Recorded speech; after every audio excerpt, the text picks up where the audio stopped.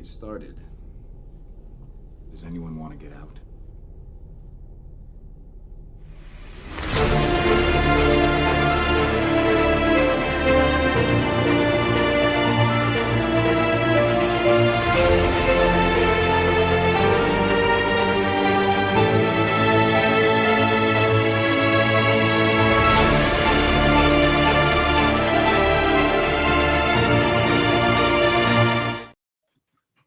Hello, everybody. This is Nick Gibson. Welcome to a very special edition of Comix Watch Live. Joining me is my usual insulter in crime, Jared. How you doing, buddy? I'm fine, old man. And also joining us is the man who brings the heat, Jay Heat. How you doing? Flame on. Great to be here, man. And last, and last and certainly not least, we have our special guest. We have Gabe Eltaeb. Thank you for joining us, buddy. How you doing? Thank you, guys. Thank you. How you doing today? We're doing Very pretty good. well, dude. Okay, cool. So for like the one or two people who don't know you, how would you describe yourself?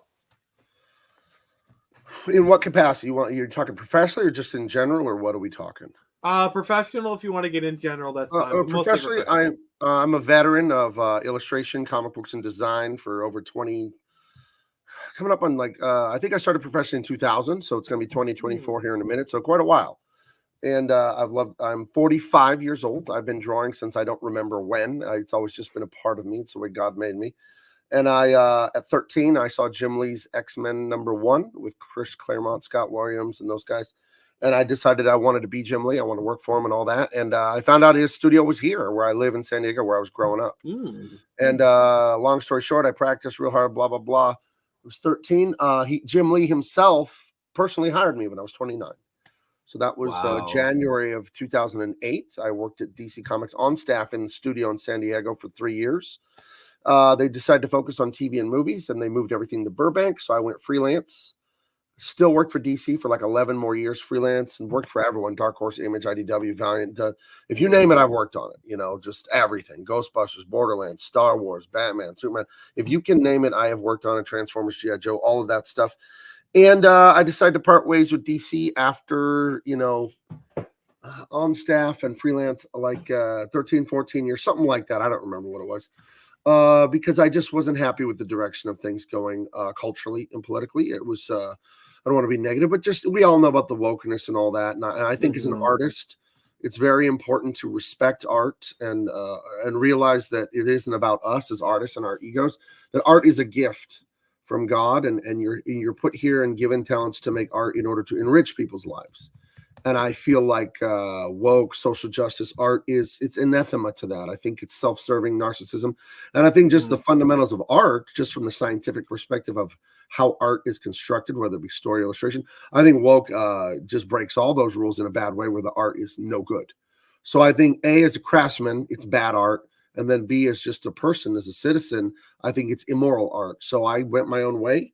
Started working with people like Ethan Van Sciver and all those the great Comicsgate Kings and all that. I hooked up with Eric July, and I've done my own stuff too. Truth, Justice, American Way, and I'm in the middle of a great project. Thank you. You have it right there, Jared. Yes, yeah, that's right. Signed. Yeah. Oh, thank you. Yeah, I mailed out a bunch of those in the last 24 hours. There was people really want to get their hands on those because there's just a few left. There was the first printing. I'm down to 50 or 60 copies, on that stuff. Wow, big seller. Yeah, we did really well on that book, and I have another project right now. I made friends with when he saw the, I guess it was a scandal. I was like globally viral for about 3 days. I remember that. Yeah, I mean, people were calling from like England, and they wanted to interview me. I got a book deal, to write my own book about wokeness and comics and just all kinds of stuff. TV interviews. I'm going on TV again tomorrow. Just all kinds of stuff. And to really change your life from being someone with their head down at Warner Brothers, just like, well, I'm not woke and I'm not making woke comics, so whatever. And I ignored it, I think, for too long. And I was in denial for too long. And I think, Mark Miller's been talking about this very publicly in the last 2 weeks, which is so happy about. And he says, and I can verify because it happens to me too, pros reach out to him privately saying they don't like the cancel culture and the wokeness and all that. But we're talking about this before the show, Jared. Right. They're afraid to speak up. because you have a mortgage, like most people in comics are not multi-millionaires. Some of us do quite well. I've done quite well, but you got a steady paycheck. You're working on Batman. You don't have to look for work. You don't have to market it. You don't have to pack it. You don't have to ship it. You know what I mean? Like it's easy, and it's easy to be comfortable, and it's easy to be a coward and just say, you know what? I won't say anything. I'll just make this stuff, even though I don't like it, even though I like, and I just got to a point for me, I wasn't doing woke books, but they were just all around me. And then it just finally got to a point with me where they wanted me to do one. They wanted me to work on this Superman book that was just, I mean, it got canceled after like 8 issues or 12 issues or something. 18.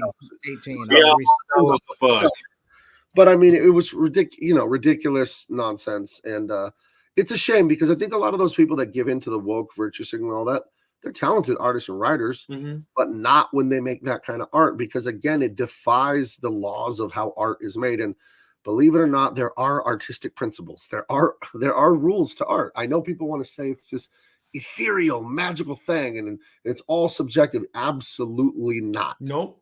Art follows patterns. That's why you enjoy it. The skill of an artist is to learn the patterns of nature and then successfully recreate them, whether it be storytelling, drawing, or whatever. And when you bend the story to make it woke so you can tell everyone how great and accepting you are, you break the story. And that's why, in my opinion, what a lot of people fail to realize is in order to break the rules, you must first know what the rules are. Right. Like, yeah, you can break the rules, but you've got to know what the rules are in order to do it in a way that makes sense. Because if you don't know the rules, how can you break them? Like, it just doesn't make sense. Right. But I also think that woke, it's cowardly. You're not really respecting art. You're not really being yourself. They're not even being themselves. No. Because that leftist concept of virtue signaling, you're being very dishonest when you do that. And you're saying things for effect, recognition, and external validation. You're not saying what you really mean. You're holding back. You're living half a life. And, we could get angry at these people, and it is terrible what they do. But in the grand scheme, when you really zoom out 40,000 feet there, you should feel sorry for them, that they're living a phony identity, a phony life, all to say, look at me, I accept everyone. And they don't even mean it. And I always think like, they always have this victim oppressor ideology that comes from communism and Marxism. And it's like, I don't want to work at DC Comics and make stories that say, hey, black guy, you can't succeed. White people will stop you. That's evil to tell people things like that. Like, you're a victim. You are a victim. It's like, I was talking to Eric July about this the other day. He had me and the great Dean Kane, very good friend of mine, Superman from the 90s. Hell yeah. He's literally Superman. Literally, yeah. He's an awesome guy. Like off screen, like privately, like we're actually friends. And You're friends with Superman?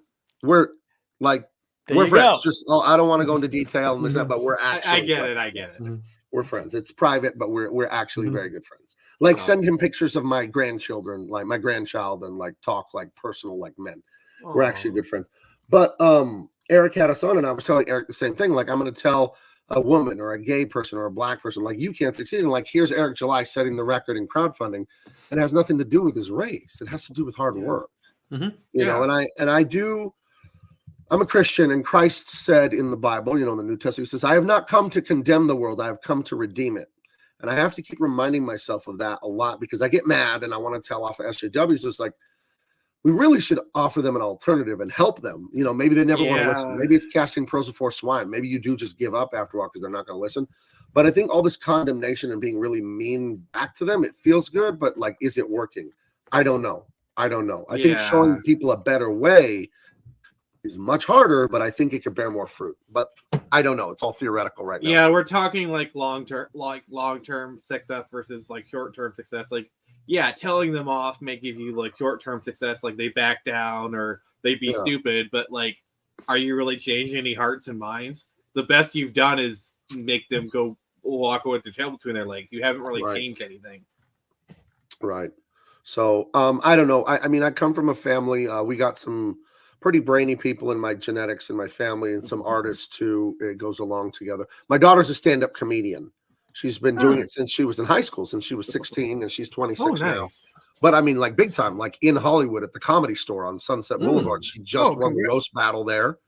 She's won the roast battle a few times, and she's a great comedian. And I've always told her that art is holy.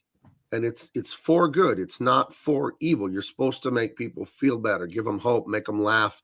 You're supposed to make their life better with it. You're not supposed to sit there and just hurt them and be selfish with your work.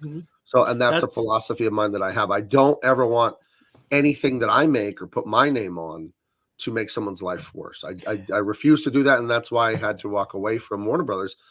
And I wouldn't go back unless the leadership completely changed, and then they'd need to back up a Brinks truck because I make so much more money now independently. So, well, that's something I was thinking about recently, because I think one of the other reason why to echo what you say, Gabe, is that the reason why woke stuff fails all the time is because here's the thing, to a degree, and we hear this all the time, where like comics were always like woke on all that BS. The thing about it is that yeah, they were always like, you could kind of say they always had a political bent, but the thing about it is that they never made you feel worse about the world, because again, when you go to read a comic book, you're reading that to escape reality and feel better about your life. To your point, you're not opening a comic book to be reminded about like police brutality per se.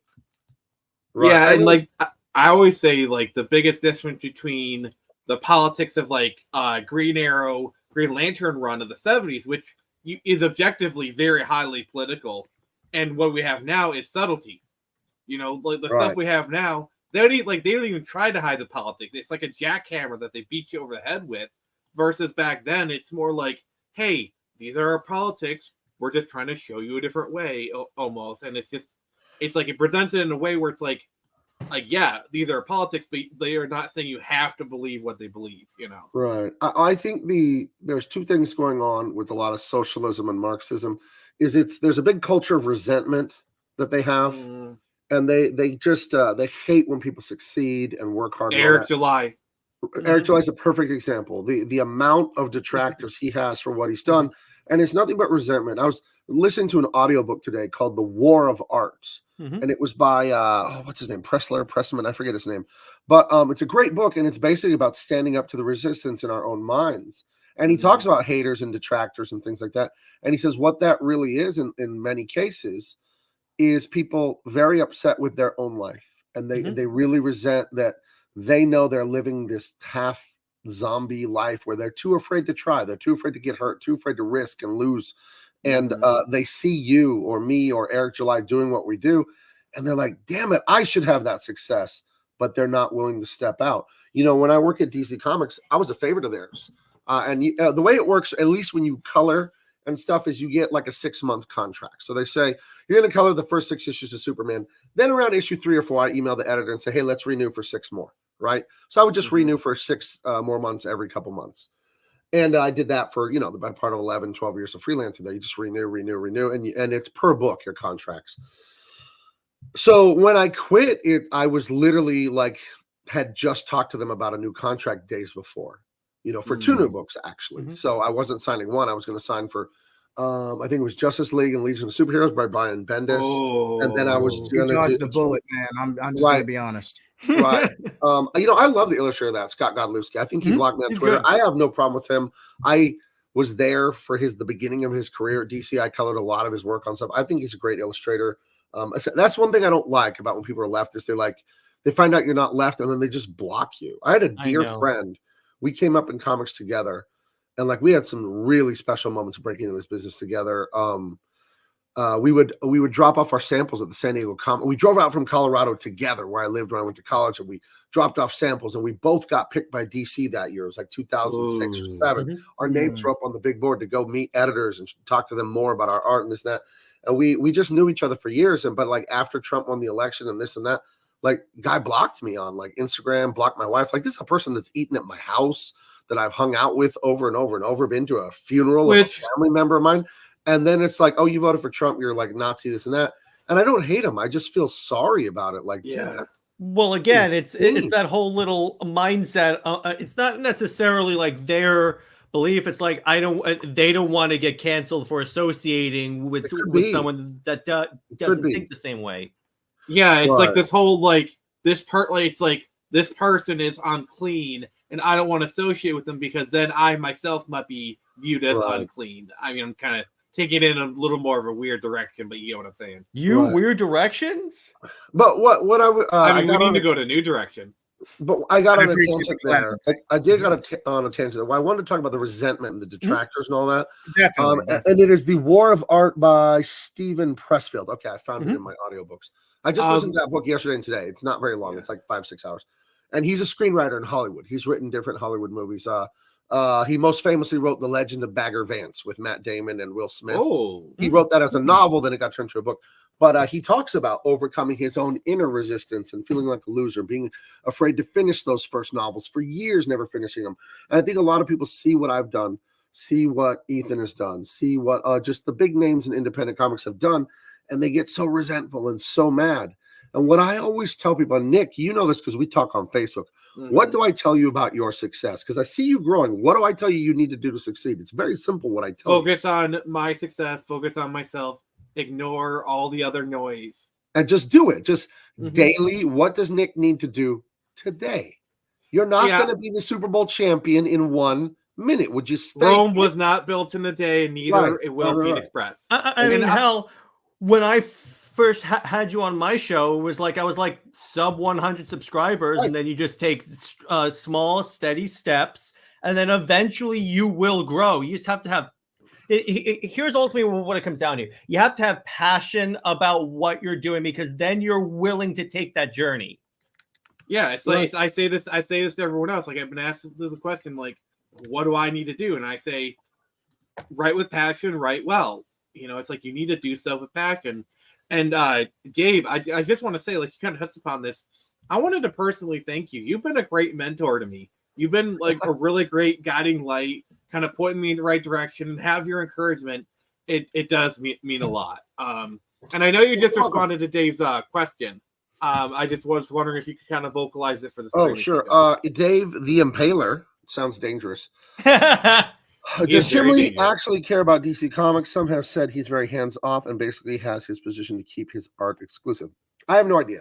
A question like that I cannot answer because I don't know the inner thoughts of a man. I only see their actions in the world, like their outward actions in the world. So I worked with him in his studio in La Jolla, California for 3 years. He wasn't there very often. I think he's a very, very busy man. He's very, very high up. He's Jim Lee. He's a vice president at Warner Brothers. I don't know what the day-to-day like that is like. I have no idea what that's like. So I can't speak to that. I know on a personal level, he must love comic books because he dedicated his life to it, and he could have gone a lot of other ways. I mean, he went to Princeton. You know, every opportunity is there for him to go be a banker, go be a doctor, go. And he's very clearly a smart man. Right. So he went to Princeton back when you had to be smart to get into Princeton. He couldn't just be woke and all kinds of identities. He got this person is a black trans femme lesbian, right. He went to Princeton in the very early 80s, so he obviously has a brain there. So as far as him caring, I mean, I don't know. He dedicated his life to the craft. I'm sure he cares on some level, but I think this is just a guess. I don't have insight on this because I don't like to speak about things I haven't done. I have not been a vice president at Warner Brothers. I was just an employee, a staff employee artist. I would imagine that the size of a corporation like that, you're not in charge of anything. Even if like you're at his level, you're still not. Like your boss has bosses, and this thing goes up high and it's huge. And I think at some point you're just part of a machine. And if you disagree, they'll find someone who agrees. Like, this is theoretical. I don't know. Yeah. I don't know. As an outside person looking in, I really feel like Jim Lee himself is not woke. He's just kind of going along. Because based on the fact that like he hasn't made very many comments about like this or that. I mean, I could be wrong. I don't think he's made any. Not really. Not really. And that is true. And I heard the story about Heather Antos like applying to DC and he told her no because of like all the cancel culture stuff. So I'm like, oh, that gives me some hope. So, okay, before we move forward, I just gotta say this: Gabe Eltaeb, big fan of your work, of your other projects, and this is just all I need to say because I really got to take off due to a family emergency. Oh no!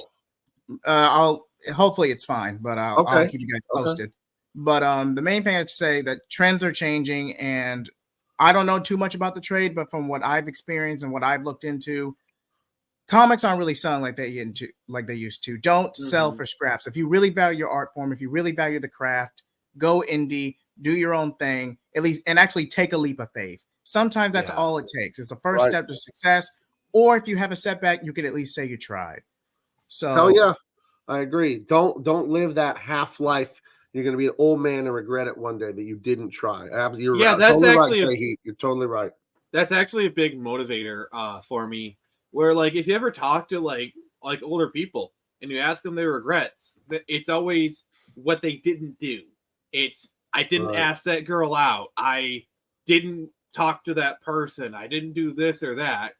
I want to be the person who, like, even if I fail at my comics, I want to say I made an honest attempt. I went for it, because at the end of the day, even trying is still more than most people do. Well, absolutely. And I'll say this, in that book I just finished listening to, The War of Art, he talks about a friend of his who was either a cancer doctor or was friends with a cancer doctor. And he said, you can't believe, or we can believe, what people do when they find out they have terminal cancer. Instantly, they quit that job they hate. They start writing the book they always wanted to write. They make up with their dad, who they haven't talked to for years. Like they become very sober about what matters and what doesn't, and they start living their real life. And I would say, like, everyone here, everyone listening, you're going to die. Hopefully decades from now, God bless. But this is it. We're not practicing and then you come back to life and try it again with you got a one-up mushroom or whatever. This is it. This is it. And you cannot control your success. You can only control your effort. And what a lot of successful people won't admit is that it takes a lot of luck. I say God's blessing. I don't believe in luck. I don't think that's scientific, but I do believe in God's blessing. And I'll just say luck for the common language. It takes a lot of luck to succeed too. But success is when hard work meets luck, meets opportunity. I could not control that Jim Lee was looking for a staff colorist in the fall of September 2007. They put out a call for a colorist to come to California and work in the studio. I couldn't make him have that job opening, but what I could do is be practicing my art from a young age and be ready when the door opened. And that's the thing about sticking to it day to day, Nick, how I told you the way that Phoenix Press will succeed is you just stick to it day to day. And one day the starting quarterback's going to twist his ankle and they're going to push you in the game. You better have been practicing the playbook. You better be reading it. You better have been staying late. You better be ready, because you're going to get pushed out on that field one day. You can't control getting pushed on the field. You can control being ready when you get pushed on the field. Agreed. So it's like what they say, behind every overnight success is 10,000 hours worth of effort. Sure. Right. So just, I think, again, that's where that resentment and the weird detractors of like Ethan and Eric July and all those weirdos that hate them when you succeed, it's because I think on some level they know they're living half a life. They're living scared. I think a lot of people, they're afraid to come out and try something, and it instantly isn't a $1 billion franchise. The first thing, it's like, well, come on. What's the craziest thing for me is Jeff Bezos. Hold on, I saw Jeff Bezos in his original Amazon office using like 3 extension cords to power his computers in his office, and he's sitting there filling orders to ship people books in like 1996 or 7 or something like that, and he's having to daisy chain extension cords together. You know what I mean? Like, we all start from nothing. It'll grow. Be patient. Don't be embarrassed. Well, not only that, you also have guys like Mark Millar or Ethan Van Sciver. None of those guys started off as like these massive like comic creators. They had to start at the bottom and work their way up. They just happen to be talented enough and passionate about it to put the work in. Absolutely. So speaking of passion, Gabe, like we talked about like being passionate about comics. What is it about comics and like superhero comics that interests you so much? Like, what is it that makes you care so much about this medium? Like, what is it about it that attracts you to it? It's very, very simple for me. I just like drawing. I love to draw, and I just love looking at drawings. That's all it is. All the other stuff on top, the secret identities and the superpowers, that's all interesting to me. I don't even need it. I like, if you come to my house, I have so many art books, so many of those IDW artist editions and all that. To me, comics really are just those black and white inked pages. That's what they are. I don't need the color. I don't need the letter. I don't need the story. I just love drawings. I have tomes of Frank Frazetta work, Wally Wood's work, Roy Williamson's amazing. Like I think it's Empire Strikes Back adaptation from the early 80s. Like every birthday or Christmas, my wife and kids, they always get me another one of those giant IDW artist editions. I love art books. I love them. I love them. I have so many books from painters, illustrators. My art book collection ranges from Van Gogh to like the video game series Breath of Fire. Like there is no in between. Right. So yeah, that's what it is for me. I just love drawing. That's just how God made me. I just started drawing before I can ever remember, and I just love to do it, and I love to look at it. And as time progresses and I get more and more successful, better off financially, and this and that, I told my wife, I'll never stop working. But eventually, I would get to the point with art where I don't even know if I would publish anything, because I don't do the art necessarily to garner praise from an audience. I do it because, I want to spread a good message and entertain people, and then the financial aspect and all that. But if the financial incentive is gone, like then that's when you're free, like free. And you can just be a pure artist, in your studio. And just like I heard Kanye West say that he performs from an audience of one, God, that's it. Again, the Bible says, do all your work. Like God tells people, do your work as unto me, like you're doing it for me. How would you do if you were doing it then? What kind of a job would you do? So to me, it's like I told you, like I told my daughter about art. I said, it's holy and we're lucky. You should be humbled that we're artists and we're good at it. Because I think there are artists, and it really disgusts me to see this, where they're kind of like, you may kiss my ring. They're very like king and peasant attitude towards fans and customers and all that. Like you see it right now. The cancel pigs, the woke people, they're like, when I write a story, I will not cater to the audience and blah, blah, blah, blah, blah. I will give you my mystical words of wisdom from the high mountain. It's like, who do you think you are, dude? Well, look at how they treated Glenn O'Leary when he was calling them out. Is like, stop putting yourself in the characters and write the characters as they are. And they were like making fun of his appearance. Right. Yeah. A Hallmark, like literally when you make fun of your appearance, that's an instant win card. Like, all right, you just handed me the win card. Thank you. Which actually is hilarious because comic book, correct me if I'm wrong, Gabe, but comic book retailers are who these companies should be relying on because they distribute. They are your first customer, and the fans are your second customer. Yeah. You got to convince the retailer, hey, retailer, this is going to make you money. Your fans will like this. So, yeah, this whole notion that art is some narcissistic endeavor, it's just gross. It's really not good. And I think the most important thing for me with art now in the current moment we're in, and I talked to Dean about this a lot, my partner on All American Lawman. I talked to Eric July about it, but I know for me, it's my number one goal with my company, Big Man Comics. You can go there right now and get all my books. Is I understand that politics are downstream from culture. And I realize that the visual is the biggest persuader. We do believe initially what we see. So this is where comics have this amazing, amazing chance in culture. Art is nothing more than patterns. Patterns give you a dopamine response when they're executed well. That's all art is me mastering the ability to create nature's patterns. When I create the pattern of a story correctly, then I add the visual drawings correctly. There's so much dopamine release in the person's brain. They're like, this is true. So if I tell them evil woke messages, if I tell them fathers are losers, if I tell them authority is stupid and America sucks and blah, blah, and I tell them all this stuff, but I'm a master artist, they're going to believe that. And then when people believe things, they act on it. So politics is downstream from culture. So when you see Black Lives Matter riots and you see all this crap that's insane going on in culture, it's coming from the arts. And I think a lot of people don't understand that because they don't think about art all day. Like, why would you? I don't think about being a mechanic all day because I'm not one. I don't think about baking all day. I'm not a professional baker. So, of course, most people are not professional artists. They're not thinking about this.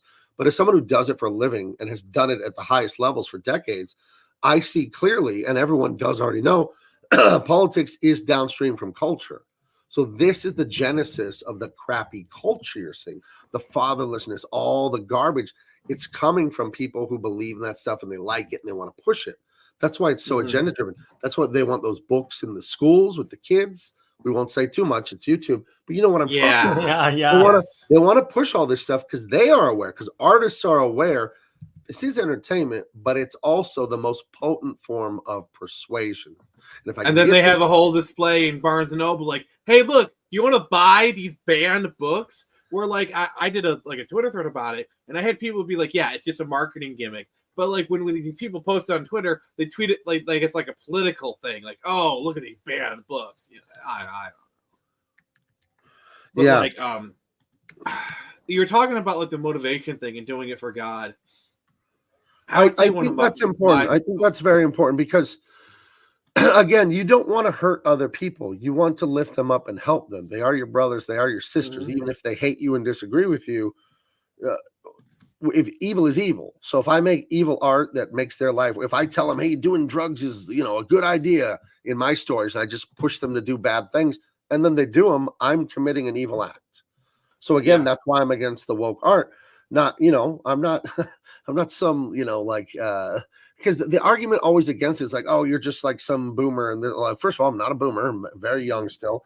And secondarily, it's like, I don't understand why you would want to make art that would diminish someone else's life. That's not the point of it. Yeah. Art, to make art that says you hate your father and you hate your culture, because you have to look at that really closely. Like when you look at the motivations of the left, that one of their slogans is smash the patriarchy, right? Smash, always breaking something. Right. Well, but look at break the glass ceiling. Right, but let's someone built that ceiling, please. Someone put really hard work into that glass ceiling. Right. Let's examine the word patriarchy, right? So patri, they say it's men ruling over women. That's not what that word means. In the Latin, pater is father. It doesn't mean man, it means father, right? So the universal field theory in physics, right? They want strong nuclear force, weak nuclear force, magnetics, electricity, electromagnetics, gravity, time. They want one theory to like sum them all up. This is the elusive thing the physicists are looking for. I have the unified field theory of degenerate culture, and I have found the equation of what's messing everything up. Oh, I didn't know we were getting a physics lesson today. It's fatherlessness. It's fatherlessness. The lack of fathers, the lack of masculinity in our culture is what's driving this. The reason people are woke and virtue signal is because they feel very poorly about themselves and they need external validation. I've seen it like firsthand. Like I was going to a community college back in late 2010s, and I was taking animation class, and we had this like day in animation class where all of us went up like, hi, my name is, and this is a problem with like my race or whatever, like in animation class, But anyway, so there's this one kid who I was friends with up at that time, but he like stopped being friends with me before this. And some person was talking, and he's like, "Oh, stop it! Oh, white white people are bad, blah blah blah." This person was white, mind you, and this other person like stood up and said, "Hey, man, everyone else was patient and blah blah blah," and he said, "Shut up, you honky." Okay. And this is a white person right. using a white slur against another white person. Right. I just felt bad for this kid. Right. But again, it's caused by the fatherlessness, because what it is, there's a thing that fathers do for children that mothers cannot do. Men and women are different, no matter what people say, and they're equal, men and women. But we're like mirror images of each other, and we fulfill different roles in society and in families. Yeah. And the one thing fathers do for their children that mothers cannot do, and we see it. We see single mother households, the outcomes for those people. I had a single mother. I had a child at 18 years old. That's not a coincidence. Thank God I didn't end up in a gang or on drugs or in jail or anything. But all the bad things that can happen to you growing up, they happen much orders of magnitude, many times more when you have a single mother. And the thing that comes from a father, a good, dedicated father to his children, the thing that men instill in children that women do not, because we're different, is self-respect and self-validation. And the reason you have all these like left beta males and all these angry girls with daddy issues is they don't have fathers, or the father in their house is a very weak father. He's like just a wimpy, milquetoast guy. And you won't have that internal validation where dad says to you, hey, Nick, that's not how we do things. Now go back and do it again. And dad's hard on you, but he loves you. And when someone is hard on you and they love you, you feel so much worth. You said, oh my God, I was worth this guy's trouble. I was worth this guy having a weird conversation with me that he didn't want to have. I was worth it to him. And you understand your worth as a human being. And then you don't go out and say white people are trash, because you say white people are trash, so the crowd will clap for you because you're the enlightened one. It's external validation seeking. It's very weak and it doesn't fulfill people. So again, my unified theory of what's happening to all of it is the removal of the father from the household. It destroys people, you know? Yeah, and to kind of build off of that, when you have that like tough on you father, when you finally bust your ass and like actually do something to the point where he says, "I'm proud of you," right? It is still internally validating because you know you earned that. It's not him giving you that validation; right. It's him acknowledging your effort. Absolutely, you're right. It's not him giving you praise. Acknowledging it. He's not giving. You're totally right. And mothers don't do it. And this is nothing wrong with women. It's not a criticism of women. It's just not their role, and it's not how their brain works. If something grew in any of us, we're men. We can never understand what it's like to be women. But I would imagine if a creature grew inside of me for 9 months, came out of me, and then I fed it with my own body, it could never do anything wrong in my eyes. You know what I mean? Like, and that's nothing wrong with that. It's perfect. Women are supposed to love children that way. This is God's design. It's again the balance between men and women. And there's that saying we have culturally. See, we know these things culturally. The left tries to pretend we don't know them, but there's the saying, "A face only a mother could love." That's saying no matter how crappy you are. You're talking about Jared's face, right?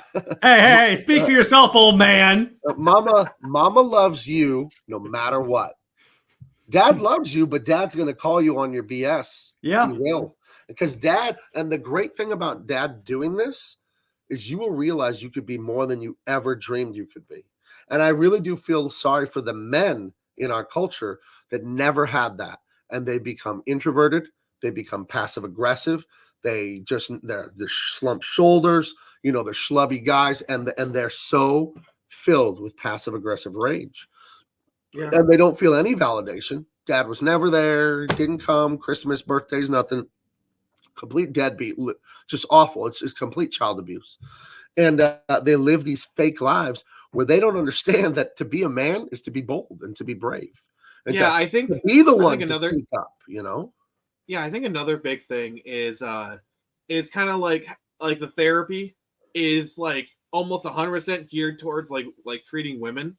Because like the therapy profession is almost all overtaken by women. Right. And like the way that you cure women depression is, "You're awesome. You're great. You're beautiful." Right. That doesn't work with men. You want to know how you cure men depression? You give them a shovel and tell them to dig a hole. Right. Well, I mean, here's the funny part. We just had a good example of this. When guys are being nice to each other, it's like us saying, "Hey, a-hole, what's up, dude?" You just make fun of each other. But you know, my brother was going through a divorce like 7 years ago. He was living at my house. Nothing was going right for him. And the car that I bought my kids with a bonus, I got a bonus from DC Comics, my first bonus ever. I get a quarterly paycheck from them for royalties. I still get it. I get it after 9 years after my death. My wife can keep collecting. That's contractual. And I bought my kids a Toyota Camry, a used one to drive to high school. This is like 7 years ago. And the brakes were out. And instead of taking it to the mechanic, I said, "You know what? To my brother, let's fix it ourselves. Let's go in the driveway." We took it all apart. We got to this one part where you needed this special tool to push in this thing that was really, really hard to push it in to get the calipers on the brake. I drove to the auto store to go buy the part. I don't think they had it. I come back and my brother's in the driveway like doing a dance. I'm like, he's like, "I did it." I'm like, "What?" He's like, "I got the screwdriver and I was blah, blah." And he fixed it. And like what you were saying about curing a man's depression is like achievement, overcoming the obstacle. That's what men need. There's an old French saying. It says, "Men must do, women must be." And women have intrinsic value because men we see their beauty and they can make people. That like blows a man's mind if you stop, and it should blow anyone's mind if you think about it. So already they're born with a value. Men are born with no intrinsic value because we have to do things. We have to achieve things. I mean, look at the pyramids in Giza. Do you think a man wanted to leave his mark on the world, say, "Hey, I was here. I did something"? Yeah, and that's kind of a thing where it's like, women are born with that intrinsic value, and men have to create their own value in the world, and I think that's hard on a lot of young men. And it should be. Would you have it any other way? Anything good is hard. You know? I've said this before. The best things in life are earned, never given. The very you want something in life, you have to take it. And I don't know, just I'm very in tune with like the men's mental health crisis, and I feel bad for a lot of my fellow. Horrific what's happening out there. But But it's again my unified theory. It's all about fathers. yeah, And I think, I talked to my brother about it because he's divorced and it's a tough thing for him, but he's rebounded. He has a good job. He makes good money, blah, blah, blah. But, and I talked to him because I've been happily married for 27 years as of last month. Ooh. I got married I got married when I was 18. Thank you. Wow. And, You're a success story. All of this MGTOW and all this stuff, I don't understand it because, again, you don't truly understand anything unless you do it. Okay, you can understand it intellectually. Like I could read a report and like understand what I'm reading, but I don't understand it because I didn't live it. You know what I mean? And I make a very big distinction in my mind between the epistemological and the technical. And the technical is life experience. So I talked to my brother about it. I said, how do we fix it? Because he tells me the dating scene, he's 47, he's dating, and he says it's a nightmare. And I see young people. I see my son who's 24, very handsome, great job. He was dating and he quit dating for like a year and a half. He said, Dad, there's nothing good out there, but now he's found a real nice girl. Actually took her to church. And I mean, the good women are out there. Just the problem is they're getting harder and harder to find. That's right. Really the problem. But again, I don't want to get on this anti-woman feminist thing that a lot of right-wing people do, because I would tell the men, all the men complaining about feminism and all the high body counts, all that, I would say that is in a way our fault, because I really believe women cannot go where men will not lead. The society is led by men. If you don't believe me, ask your wife or girlfriend what she wants to have for dinner to pick a restaurant. They won't be able to do it. They don't. And again, Gabe, I was literally dealing with this last night. Oh, gee. I was literally dealing with this exact situation last night. This is a good thing. This is, again, a sex difference between men and women. Women expect us to lead. That's a natural role we have for them. It's not to boss around. Hey, bitch, do this. Like, no. That's not what anyone means by lead. When I think of leading, I think of a patrol leader, like in a platoon in an army. He's there with his own rifle in the front of his own men, willing to be shot first. I don't mean the guy back in Washington, D.C. sitting in the Senate or the Congress sending other boys to die. I mean, you're on the ground with your troops. That's what being a father and a husband is. I mean, in reality, you're saying to your wife and kids, you're walking through the jungle with your machine gun. You're saying, follow me. That's what a leader is. Yeah, what you're talking about is the ones who lead by love. There are two types of ways to lead in life. You can lead by fear, which is what like a lot of the like crappy leaders do. Right. But the problem is leading by fear is as soon as that fear is gone, they're out of there. Right. Also, hey John, nice to see you, buddy. But like we're talking about is leading by love, leading in the front, earning the loyalty of your followers. That type of love that your followers have for you, they will follow you into hell itself if you ask them to. Right. And notice I said ask. Right. Well, I coached football forever. I played it in high school. We did very well. My high school won the championship twice while I was there. My son then played, and they won 3 championships, the state championship in California. And one thing I coached, and every team I've ever coached, Pop Warner, like Little League football, always won the championship or made it to the championship. Every team I ever coached. And one thing I understand about coaching, and this is fatherhood and leadership and all that, is what you're saying, leading with love. People will resist you when you offer advice and leadership if they don't know first that you love them and care about their well-being. People have to understand that they're heard, they're understood, and they're believed that at least they may not be right, but I know you feel that way. Maybe you're wrong, but I hear you. I know what you're saying, and I am concerned about you. And I show it with my words and my deeds. Once you have people there where they understand you care about their well-being, they're much more apt to listen to you and follow your leadership. So I do think that is what's missing from society, is we don't have a family-oriented culture. And think of it like a long-running, award-winning restaurant. Just imagine this fictitious bakery. They make these world-renowned cakes. People have to order them months in advance. They've had a recipe for 200 years, right? Mm-hmm. What if we just changed the ingredients? We got rid of the great, heirloom wheat and stuff they use for the flour. We get rid of these special cows to make the butter for the frosting. We get rid of all their tradition, and we try to make the cake with all new ingredients. It will not be the same. Mm-hmm. And we're trying to make the abundance and the beauty and the success of Western culture, we're trying to make it with new ingredients, and it isn't working.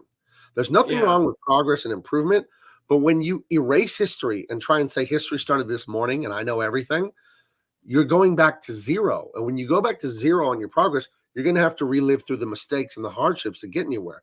And again, that's a huge problem with postmodernism. It wants to reject all tradition. And it's like progress is standing on a mountain of tradition. That's why they're traditions. They work.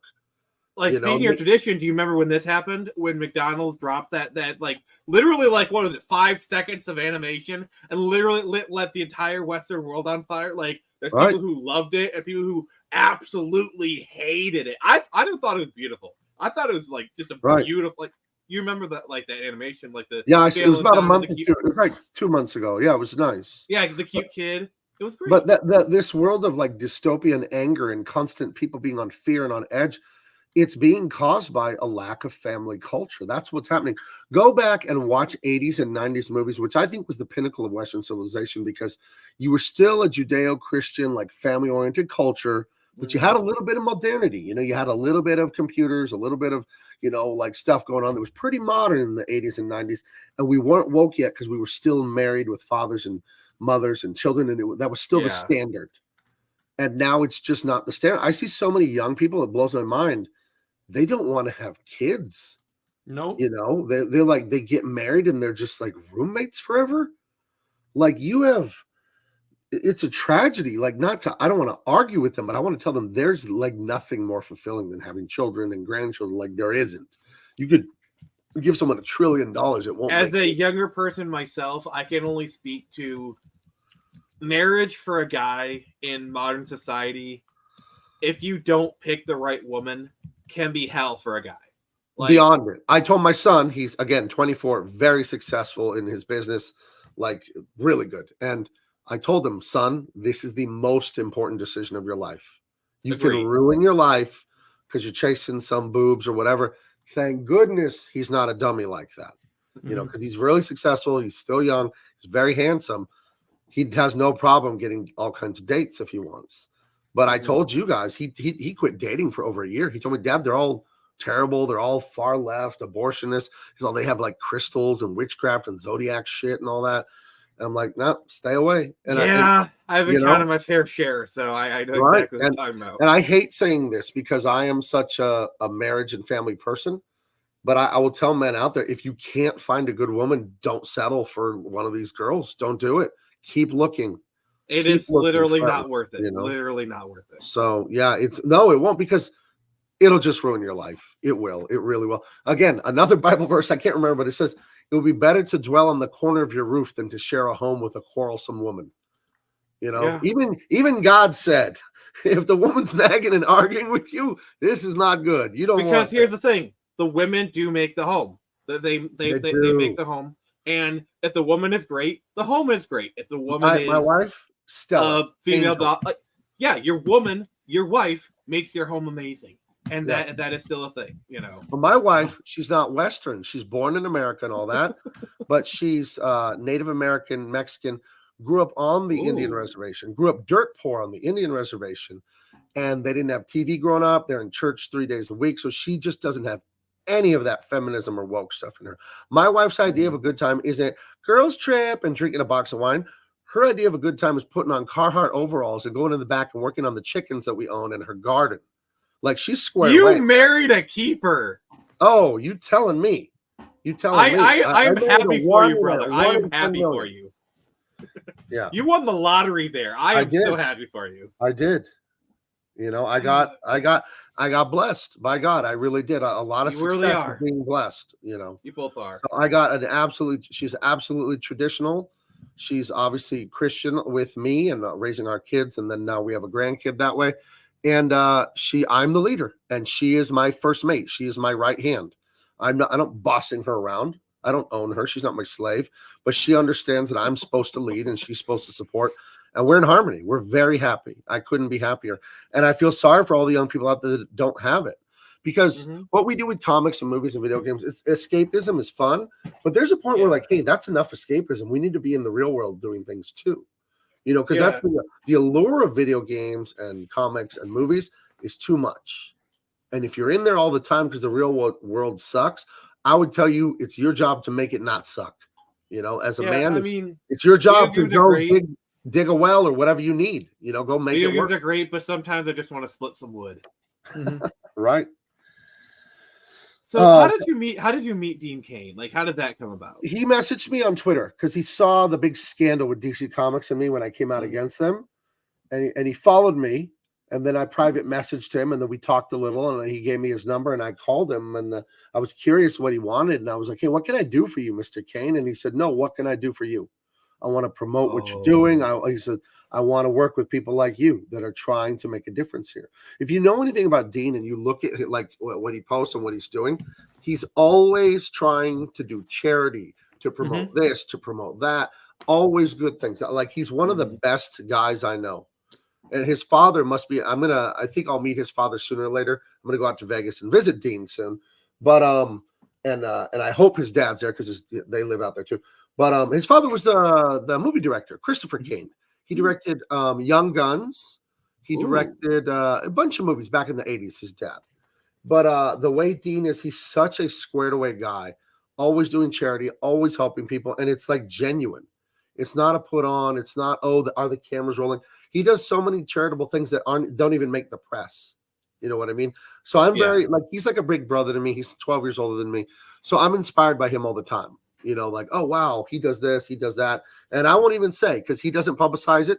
So I don't think he wants to brag and have it out there, but he does. You guys have no idea how much time he spends doing charitable, good stuff to help people, help families, help just all kinds of stuff. And but Dave the Impaler does have an important question.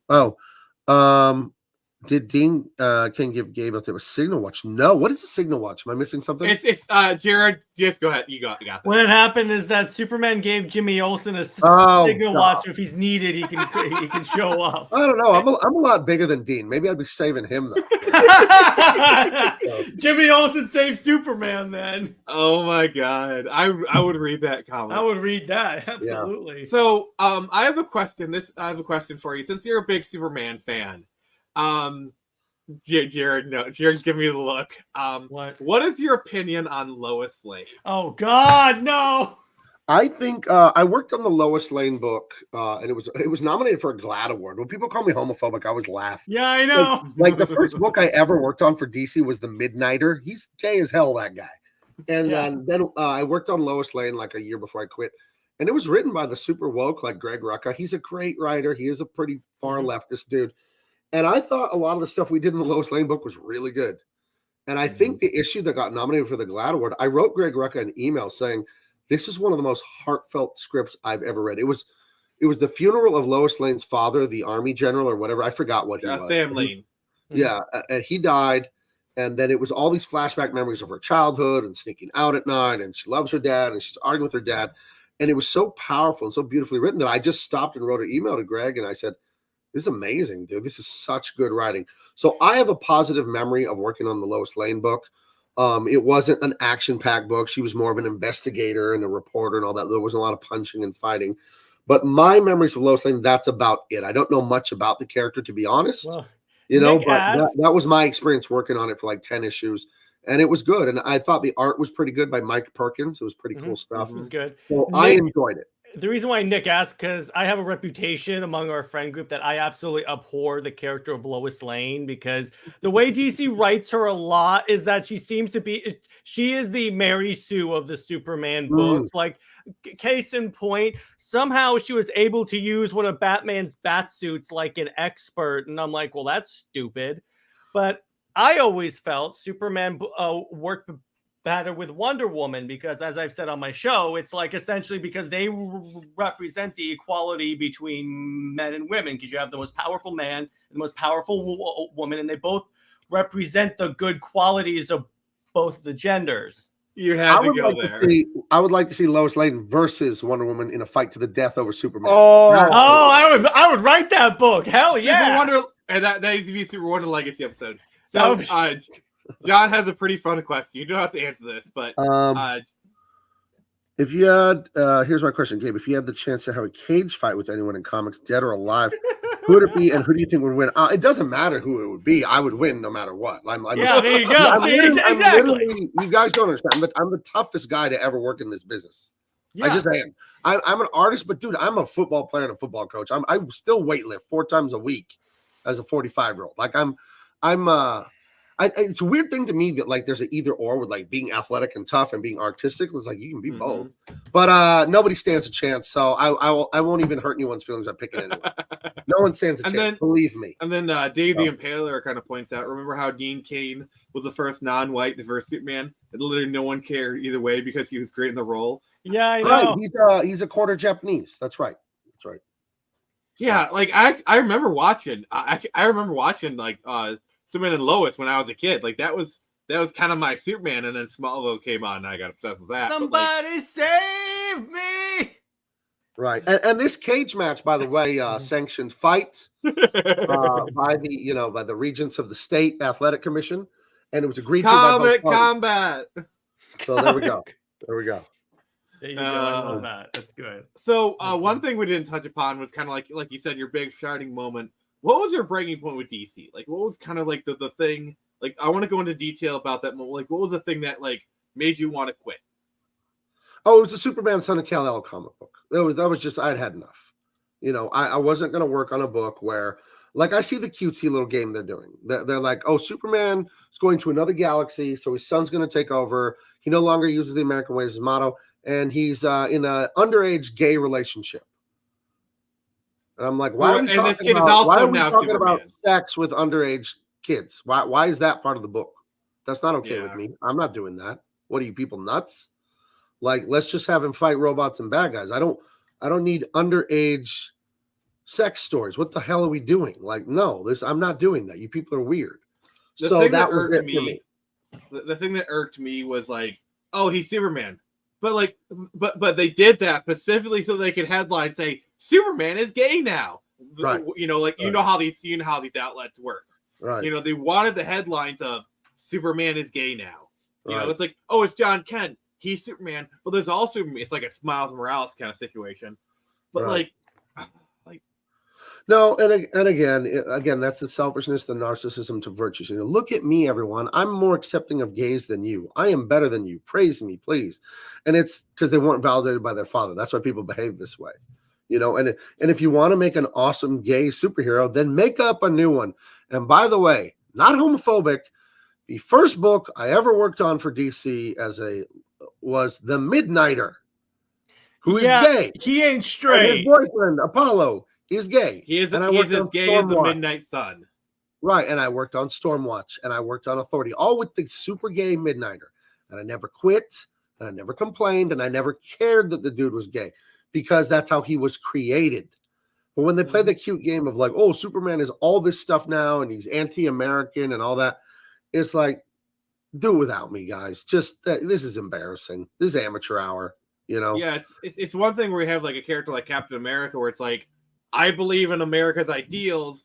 I don't necessarily like the government. The government is not standing up for America, but I still believe in America. Yeah, that's one thing, But what this is that was one of my breaking points with the Captain America book on Marvel, because what they did is they had Captain America say in the comic, America was the American dream was never real.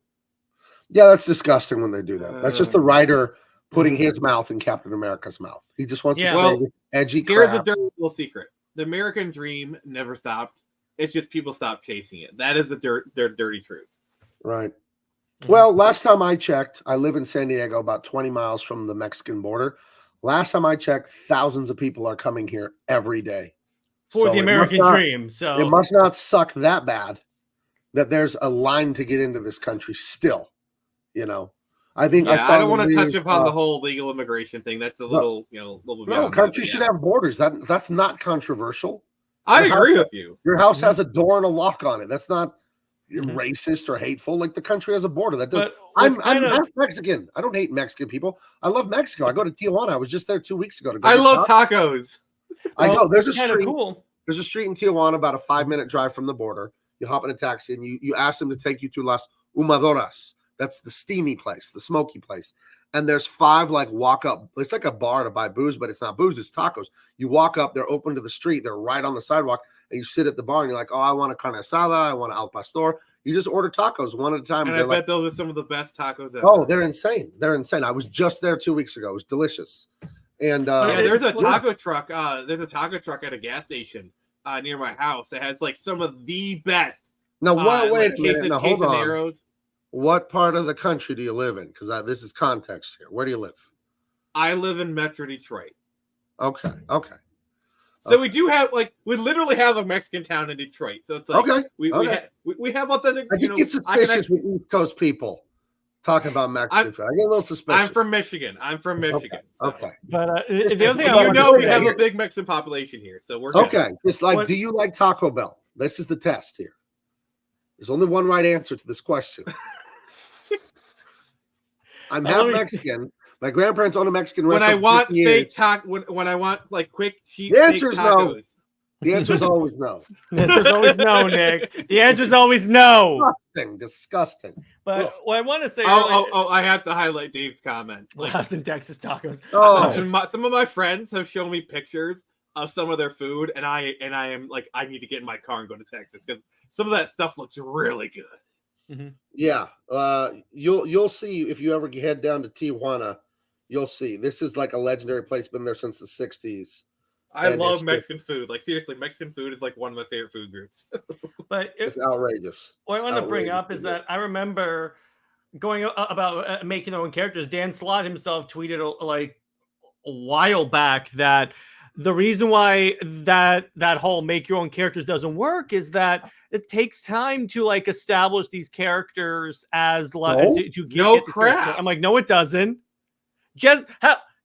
Speaking of Ethan Van Sciver, Jessica freaking Cruz Green Lantern. Right. Well, look at the character. I've created some great characters. Yeah. In the last year. I mean, come on. Like, that's such a weird thing for Dan Slott to say. He knows better because there was a day before Batman existed. What are you talking about? There was a day when Batman was a brand new character. There are always new characters. Harry Potter is a new character. He's like 20 years old. Pikachu, there are new characters that all of a sudden become awesome right away. And there are many more that just fail. I do have to go in just a bit, but I want to share something with you real quick. Let me share my screen. Yay. By all means. This is just 2 weeks ago. It's a video, but I'll show you real quick. This is a chorizo taco, and not the breakfast chorizo, but the more sturdy one. So here's a little. Ooh. That's the close-up there. That looks so good. I'm getting hungry. Insane. It's insanely good. He had 2 chopped up habaneros. And see, you sit at a bar. There's old Mexican guy. That's spinning meat there. And I was there with my wife. Bliss. That's what's going on, Ted. Getting it all over. Oh, insane tacos, and they're like $1.75 a piece. You go down there, you eat a bunch of them, and it's good time. If I'm ever in your area, we're going to one of these places. If you have your passport, you can cross the border. I believe you can cross it without your passport, but it's harder to come back. You need, basically. There's 2 types of passports. There's like the book, and there's like the license plate, the license card kind of thing. I'm actually going to be getting my passport because I'm seeing this Canadian girl. So because I'm 40 minutes from the Canadian border. So okay. So like by the time you see me, that won't be an issue. Okay. It's a real deal down here. But okay. Anything else? I want to tell anyone watching, thank you. Make sure you like and subscribe and all that to this, and go to bigmancomics.com. And you can get Dean Kane All-American Lawman. That will start shipping before the end of the winter. We are on great pace for that. Colors be up to page 70 by tomorrow, the next day. And inks should be to page 80 any day now. We're cruising. I advertise it as 80 pages. It's 114. I had to make it bigger to make the story fit. We want to make it work. Under promise, over deliver, my friend. It's going to be a gorgeous book. It's already gorgeous what exists. So you're working on it, so I assume as much. Before you go, Gabe, is that it's like even with my channel, it just recently got monetized, and a lot of that is because of like guys like you just came on the show and just hung out. So I really appreciate that. Okay. One more. Okay. Well, you're welcome, buddy. It's no problem. I believe in anyone who's willing to do the work. Here, I'll show you what I'm working on today. You want to share my screen? Oh, sweet. Oh, these are some pages from this is coloring it right now. That is beautiful. Yeah, this page on the left isn't done being colored yet. You can see that that it's only halfway colored because we did the interview. So that's it without the color. See, that's how that looks. Whoa. Okay, that makes sense. These are the flats. Right. So these are the inks. Wow. And these are the flats here. And these are the flats without the ink. So that's just how that looks. And then you render on a separate layer. So here's the rendering on this layer. So you can see about to where I am. I've got 4 panels left on that page here. I glued 2 pages together in Photoshop. Sometimes I like to do that when they're in the same scene. They share the same colors. I could reference colors from one page. And then when it's time to save them as final pages, I cut them in half with the crop tool. But yeah, sometimes I'll stitch 2 pages together and work on 2 at once. So this is a page here where Dean and his sidekick, Veronica, she's the girlfriend of the drug lord that he's after. She's the ex-girlfriend. They've got some stuff. They're talking about some things. It's a really fun scene where they get jumped by the bad guys' henchmen. They're trying to kidnap her and Dean, and they end up in that helicopter, and she ends up accidentally making it take off. Dean's hanging on the bottom, trying not to get killed. She doesn't know how to pilot it. So we do that thing where you infuse the danger and the deadly stuff going on with some humor and laughs at the same time. Mm-hmm. You know, she's flying it over a building, and he's barely hanging on, scraping his feet, missing air conditioners and stuff, yelling at her and how to pull it up, and she can't figure it out. And finally they do. And I have a lot of fun stuff like that in the book. It's I think one of the most important things to do first, like here's the scene here where they're flying away and he's barely hanging on to the bottom of this helicopter, and the bad guys that are after him, these 2 down here, he swings right over the car they have, you know, hanging onto the helicopter, you know. So yeah, we have a lot of fun working on this thing. That looks so good, dude. It does. It's so good. I love the lighting, the shading. It looks really great. Yeah. Tonic agrees with us too. So thank you. It's Tony. She's a huge fan of Dean. I know her from Twitter. Nice to see you, Tony. Oh, nice. Yeah. Hi, Tony. Well, look at her avatar. That's her and Dean meeting. I was about to say. I think That she is lives so all the way out in Australia or something like that. So. Oh wow. Yeah. Teva Smolka.